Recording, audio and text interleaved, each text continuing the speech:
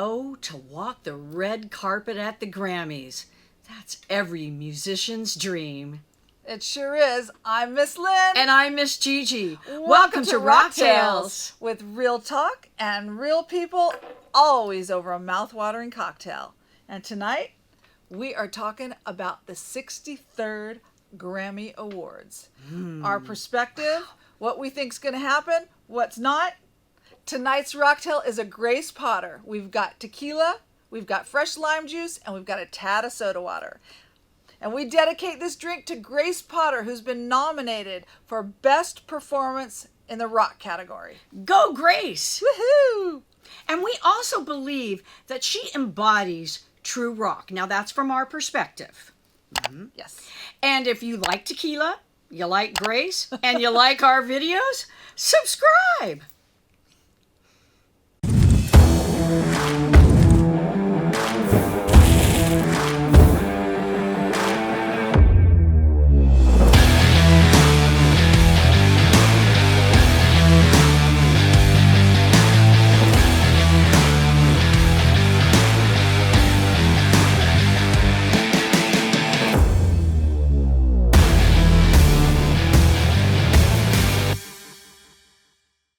It's true, Lynn. To win, to be nominated, to even walk the red carpet at the Grammys can be so exciting. And you know why I know that? Why? It's because I got to walk the red carpet in 2013 Grammys. How cool is that? It was awesome. It was unbelievable meeting some of the stars. And the reason why I got to attend is I was singing for an artist, a European artist, Cassandra. And she was up for electronica dance music. And it was a category that didn't get aired, but it was so exciting. We got to walk the red carpet actually twice, to the smaller venue and the large venue, and it was just so cool. So, who did you get to meet anybody cool?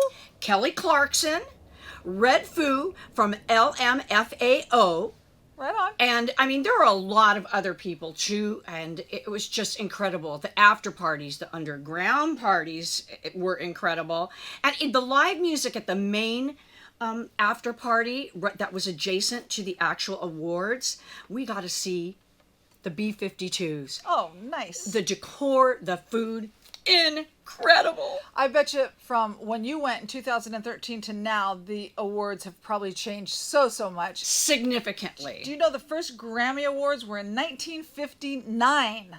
Wow. Were you born yet? Yes. No, I wasn't.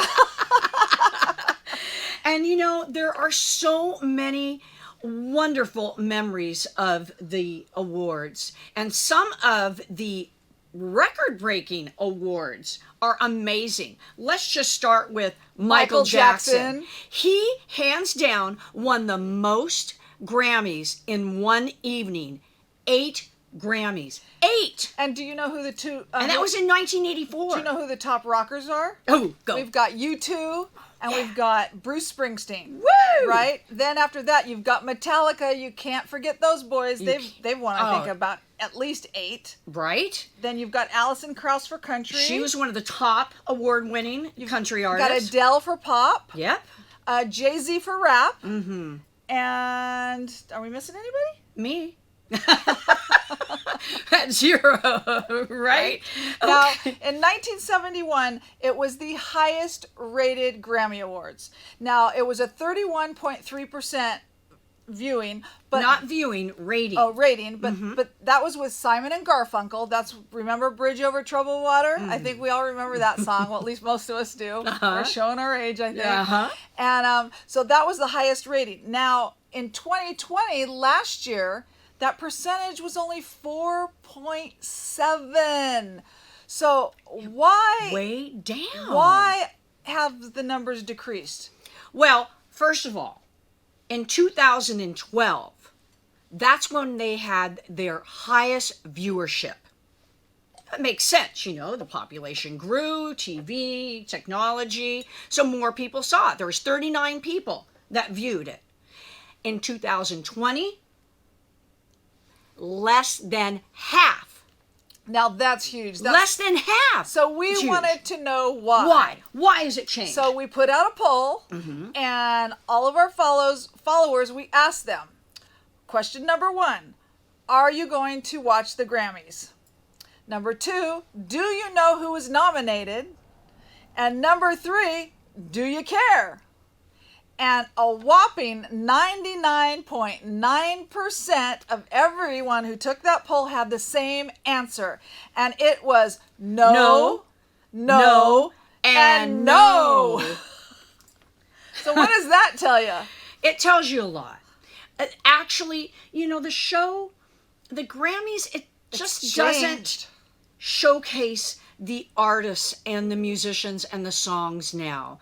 It's not the same anymore. It's not about the music. It's distracted by all these big productions and the shock value. Who's going to do what and who's not going to do something that they should, right?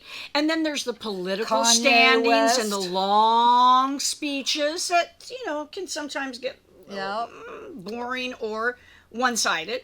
And then the outlandish costumes, right? Crazy. And acrobatics. And let's not forget the rude behavior. losers. The rude losers. Yes, it's terrible. And not But only... they're, the funny thing is, they think they're a loser, but they were nominated. So, that makes me crazy when somebody's a sore loser. Or if their entourage or their party do something nasty, it represents the artist, and it's just bad behavior, and it doesn't look good, and we don't like it. No, we don't. And and there are a lot of things that can be quite shocking. Oh my goodness, we've got a couple. Well, we were talking about the rock category and the shockers that when certain bands win, there was the most famous shocker. Yes. In 1989. Yes. And it was for a category under rock for metal. Best metal band. And the bands that were up were Jethro Tull, Iggy Metallica, Iggy Pop, AC/DC, Jane's Addiction. My goodness, right? And so drum roll, please. So drum roll, and everybody's winner waiting. is... And the jaws dropped. They dropped for 2 minutes. Why? Because who won? Who was announced? Jethro Tull. Now, I love Jethro Tull. Best metal? But best metal? Come on! Metallica probably. Yeah. Or AC/DC. Well, Metallica metal, metal. Metallica. Yeah, it has to be Metallica. Yeah, absolutely. So Jethro Tull. I know. Cray. So who the heck chooses these categories and puts these bands in particular categories? I don't understand. It's totally nutty. So the Academy is usually put up with its artists, sound, production. These are the people that get to vote. They get to nominate, as well as some of the bigger companies do. They get to put in their nominations of who they want to be on the award selection. Each category has 4 subcategories. So for instance, for rock, we've got best rock song, we've got best performance, we have best group, and then we have best metal performance. Now, metal, like there's no alternative in there, there's no hard rock in there, it's one metal and 4, so it just goes to show. It doesn't make any sense. I mean, there's folk rock, there's country rock, there's all kinds of rock. So it's a little crazy. And how they pick who those nominations are. So on the 63rd Grammy Awards that are coming up, the 6 nominees for Best Rock Performances are, we've got Shamika from Fiona Apple. Not from Big Thief. Didn't know... Yeah, Kyoto from Phoebe Bridgers. And The Steps by Ham. And Stay High, Brittany Howard. Did I even say Ham? We just watched that video because we watched all these videos because the majority of these people nominated we're not too familiar with. And the ones that we are familiar with, Fiona Apple, for me, she's not really rock. I think she was and is rock, but the particular song that she's up for, it actually has like almost like jazz. I don't know. Don't know.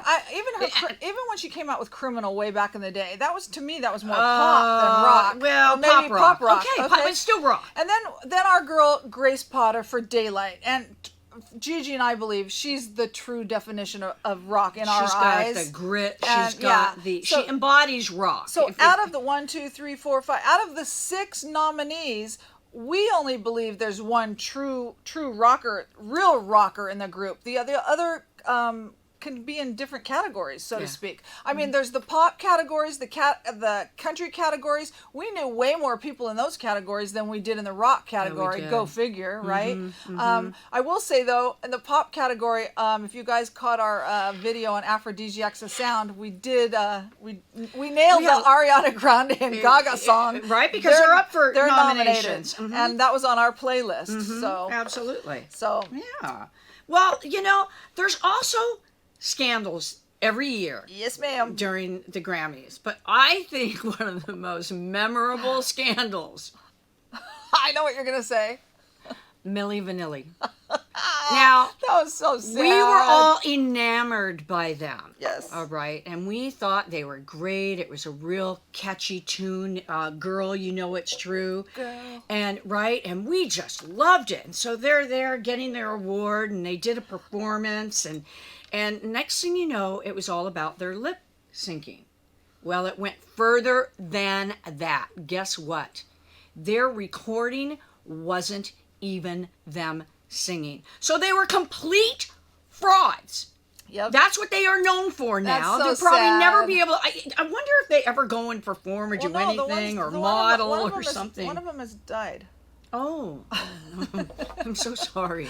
So and he had to go to his grave known as a fraud. That's just horrible. Now, one of my most memorable, shocking, and it was recent. I don't know if it was last year or the year before. It was Adam Lambert. Now, Adam Lambert had came off of Idol.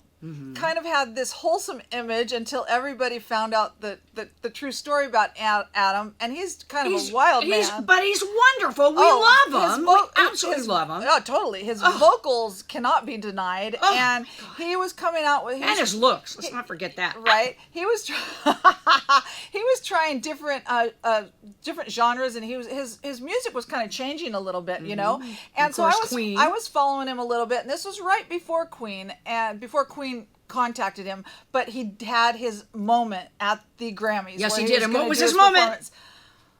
He simulated oral sex on stage in front of millions of people. Well, it was one of his dancers who just happened to be his boyfriend. One of his boyfriends. Yeah, but it didn't go over well. They always push the limit. I mean, the dancers and the performances. What about Britney and Madonna when they French kissed? Oh, yes. Forgot about that one. Kind of cute. I don't know if that was the Grammys, though. But again, it was shock value. And there's so much that people do for shock value, nowadays. And again, it's distracting from what the real awards are supposed to be, to showcase the artist and the song. What about the cleavage? We have nothing to say about that. Absolutely. No, J-Lo. I know. Right? I'm joking. Oh. J-Lo, unforgettable.